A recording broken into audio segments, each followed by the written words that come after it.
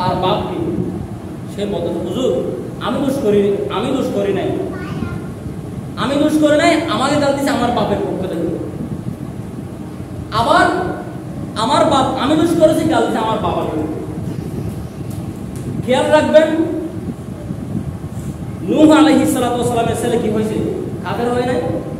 কেনান। তার জন্য কি আপনি কেনানের কারণে নূহকে গাল দিতে পারবেন?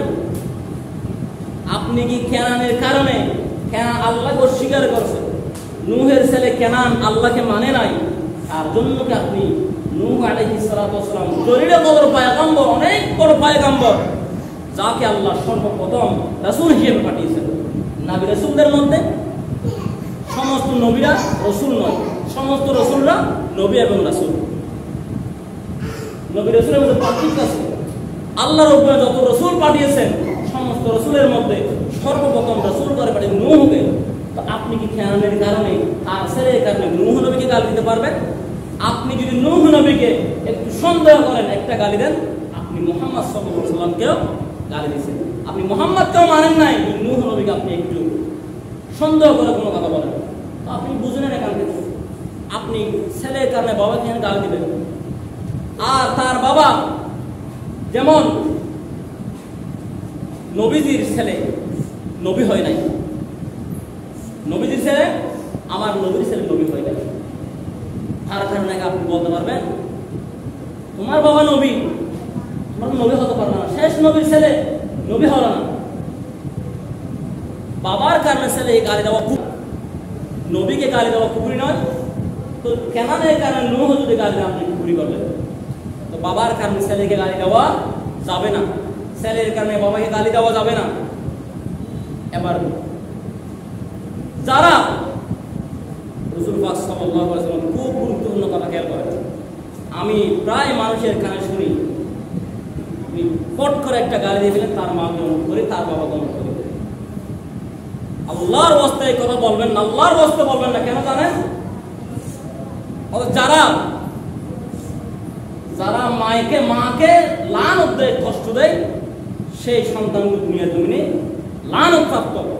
রাসূল পাক সাল্লাল্লাহু আলাইহি ওয়াসাল্লাম বলেন, খেয়াল করেন, যারা দুনিয়ার জমিনে মাকে গালি দেয়, নিজের মাকে গালি দেয়, নিজের বাবাকে গালি দেয়, তাদের উপর আল্লাহর লানত, আল্লাহর গজব, তারা অভিশাপ প্রাপ্ত দুনিয়ার জমিনে। সাহাবীরা বলেন, ইয়া রাসূলুল্লাহ, আমার এগুলো, এই কথাটি কেমন, আমরা একটু ব্যাখ্যা করে বলেন, আমরা বুঝলাম না। তখন নিজের মাকে কেন গালি দিব আমি? খেয়াল করেন, আপনি আমি বলে ফেলি, তোমার মাকে ধরো না, তোমার মাকে ধরো না, এরকম বলে ফেলি, একটু চিন্তা করো। তখন সাহাবীরা বলেন, ইয়া রাসূলুল্লাহ, আমার মাকে আমি কেমনে গালি দেব? কি জন্য? আমার মা গর্ভধারিণী মা, আমার জন্মদাতা পিতা, তাকে এমন গালি দেবো আমি? কি জন্য? তখন রাসূল বললেন, যে ব্যক্তি পৃথিবীর একজন মাকে গালি দিল, তিনি তার মাকে গালি দিল। পৃথিবীর একজন মাকে যিনি গালি দিল, সমস্ত মাকে তিনি গালি দিল। আর যিনি সমস্ত মাকে গালি দিল, সমস্ত গালি তার মাকে দিল, তার মা খবর থেকে তার উপর আল্লাহ লানত, আল্লাহর গজব দিয়েছে। যিনি তার একজন বাবাকে গালি দিল, তিনি পৃথিবীর সমস্ত মাকে গালি দিল, বাবাকে গালি দিল। সমস্ত বাবা মায়ের গালি তোমার মায়ের খবরে তোমার মা পাবে, তোমার মা তোমাকে সেখান থেকে গজব দিবে। আর তোমার মা তো মারা নয়, তোমার বাবা মারা নয়। আন্নাসু কুল্লুহুম নায়াম, রাসূল পাক সাল্লাল্লাহু আলাইহি ওয়াসাল্লাম বলেন, সাহাবীরা হেঁটে যাচ্ছে, আর এক সাহাবী নিয়ে বড় কথা নবী, তখন বললেন, মানুষ কতগুলো দরকার, মরা মানুষগুলো চলে যাচ্ছে। নবীজি বললেন, সাহাবীরা দেখো কতগুলো মরা মানুষ চলে যাচ্ছে।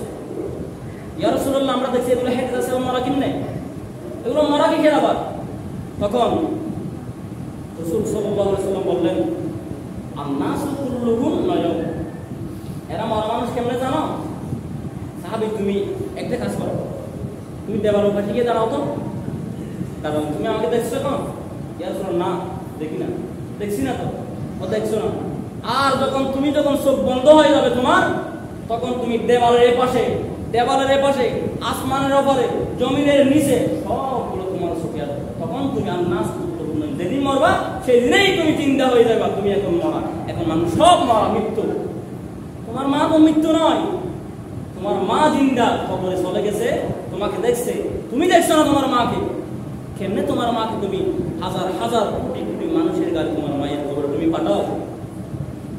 কেমনে আরেকজনের মাকে গালি দিয়ে তোমার গর্ভধারিণী কষ্ট দেওয়া মায়ের খবর তুমি লক্ষ লক্ষ মানুষের গালি পাঠাও? সম্মানিত বন্ধুরা, হঠাৎ করে পট করে একটা গালি দিয়ে ফেলবেন না, আমার মাকে এমন করি, আমার মাকে এমন করি, এই গালি কখনো দিবেন না। আর যারা এই জবানের অনেক দাম, আপনি পট করে জবান দিয়ে অবৈধ খারাপ কথা কেমনে বের করেন? কেমনে বের করেন আপনি? যে জবান দিয়ে আপনি সূরা ফাতিহা পড়েন, যে জবান দিয়ে রবকে ডাকেন, আল্লাহ আল্লাহকে ডাকেন, সেই রবের বাক্য উচ্চারণ করা মুখ দিয়ে আবার কেমনে আপনি মারাত্মক একটা খারাপ ব্যবহার করে গালি দেন? সম্মানিত বন্ধুরা, দয়া করে একজনকে আরেকজনের মাকে আরেকজনে গালি দিবেন না। এটা থেকে দয়া করে আল্লাহর উপর আমাদেরকে বাঁচিয়ে থাকার তৌফিক দান করুন। সময় অনেক হয়ে গেছে। আল্লাহর উপর আমাদেরকে কোরআনের পথে নবীজির ভালোবাসা নিয়ে, নবীজির মহব্বত নিয়ে কোরআনের পথে চলে, আল্লাহকে ডেকে নবীকে ভালোবাসা, আমাদেরকে পতাকা তলে থেকে মা বাবার হেকমত করে মানার সেবা করে সেই রব পর্যন্ত পৌঁছার তৌফিক আমাদের দান করুন। আমিন। আসসালামু আলাইকুম ওয়া রাহমাতুল্লাহ।